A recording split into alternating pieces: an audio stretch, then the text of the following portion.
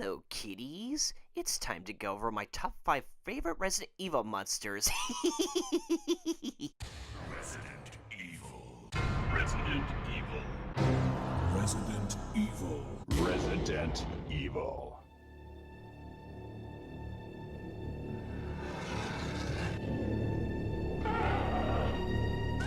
Now, some of you may find this a very shallow choice. Why the Cerberus zombie dogs? So unoriginal, it's been done before. How could any of us possibly forget the first time we ever played Resident Evil 1, those things looking us in the eye and then charging at us? Gosh, it's like Cujo divided into numbers.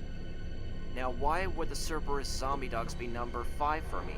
Well, simply because most of us once in our lives have been dog owners, or at least had friends who owned dogs. And these dogs are rotted, drooling, seeking out to chomp your neck till you are to become yet another walking dead, rotted, flesh-craving corpse. We've all owned dogs or loved dogs before. Been there and done that. And once you encounter these things, you'll never want to own a mutt of any size again.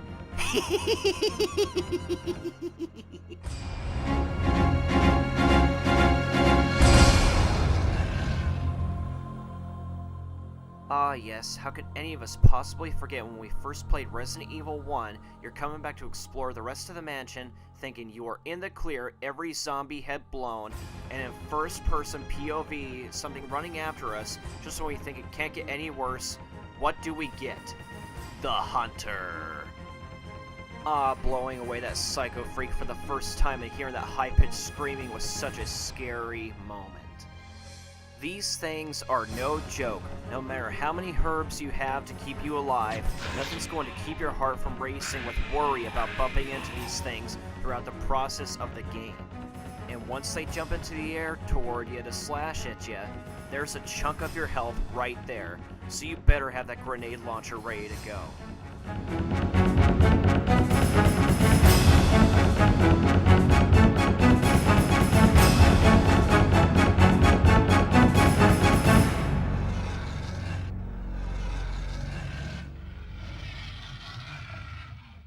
Oh man, I can remember vividly going through that office in the police station for the first time, turning that corner, seeing something pass outside that window, down the hall, seeing blood dripping, looking up, and what do I see? The liquor.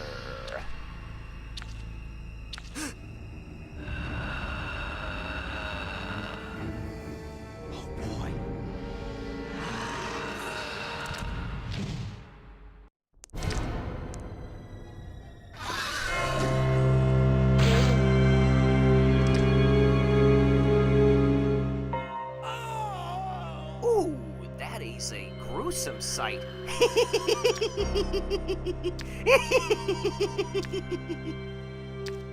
You never know when these things will pop out to jump and slash at you, giving your life a picture wrap.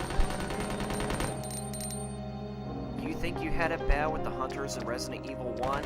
Just wait till you play Resident Evil 2 and the rest of the series. These things are terrifying. They scale the walls, waving their tongues around, bathing you in drool, about to either slash at you or impale you with its crazy tongue on your life's final chapter. They will stop at nothing till they have slashed your life's final chapter. Or even worse, impaling you with its tongue Gene Simmons style. How would you like to have one of these things as a guard dog? You can think it over.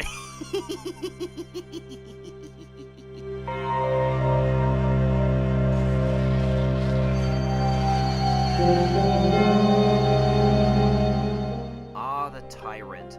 This was such a big deal for me as a kid when I managed to make my way to the end of Resident Evil 1 for my first fight with the Tyrant. It's such a huge deal to me to this day. I mean, look at this guy. He's awesome.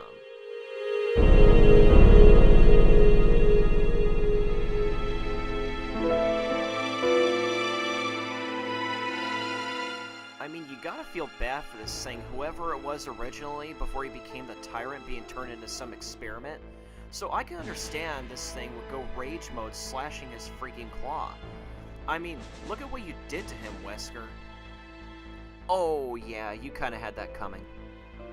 and then coming after me as I'm playing, yeah, I would probably go against all of humanity too, slashing my way through all flesh if I was chosen as an experiment that turned me into a monster.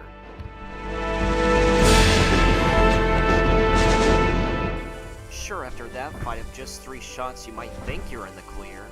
Oh yeah, there's you and Chris and Barry about to head up to the helipad to make your escape.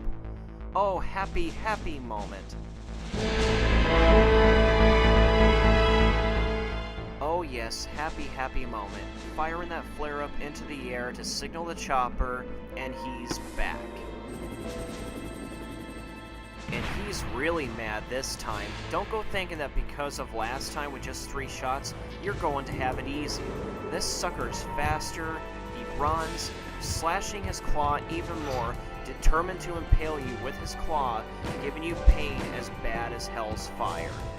It just doesn't seem like any type of bullet will take him down. And with just 55 seconds to spare, out thrown to you is the rocket launcher, so you better get the shot right before the impaling.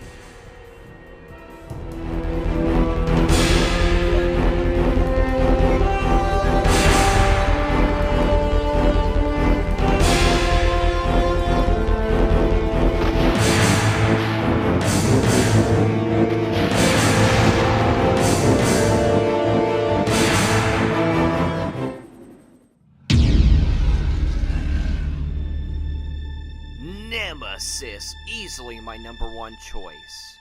How can any of us possibly forget the first time playing Resident Evil 3 Nemesis? We bump into our old friend Brad from the STARS team, saving him from becoming Zombie Child because he seems to suck at shooting his gun, to hear these words. Listen, he's coming for us. We're both gonna die. What are you saying? He's after STARS members. There's no escape. You may think, yeah, it might not be too bad. Then we get Nemesis.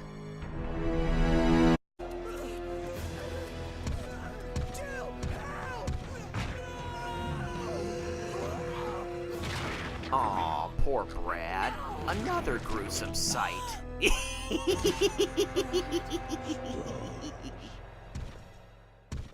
This guy is the ultimate unstoppable wacko. There is no mercy from this thing. He is after you through the entire process of the game.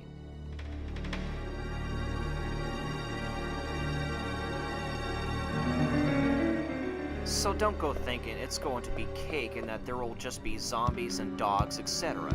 Nemesis is #1 for me because you just don't know where this dude will show up. He will bust through the wall or anywhere. He will stop at nothing to kill you. He will bust through other zombies and any other creatures just to put a picture wrap on your life. He's got his crazy rocket launcher. He will punch a hole through your skull like he did Brad as you saw, and grab you with his tentacles and injecting you to your dead. He will stop at nothing to get Jill Valentine. And no matter where you seem to fight him and actually manage to take him down, he's back later on. And you know he means business when he says his ever so famous line. Stars.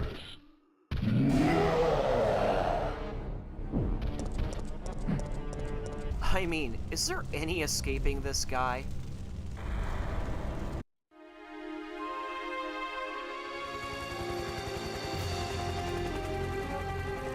We're saved. Down here!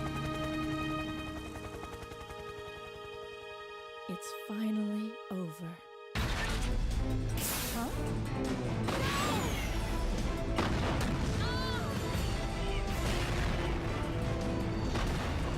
No! Yeah, I guess not. Hey, you there! Yeah, you! That's been watching the video this whole time! I know you're gonna want to hit that subscribe button for more great videos I'm gonna make, so do it! You know you want to!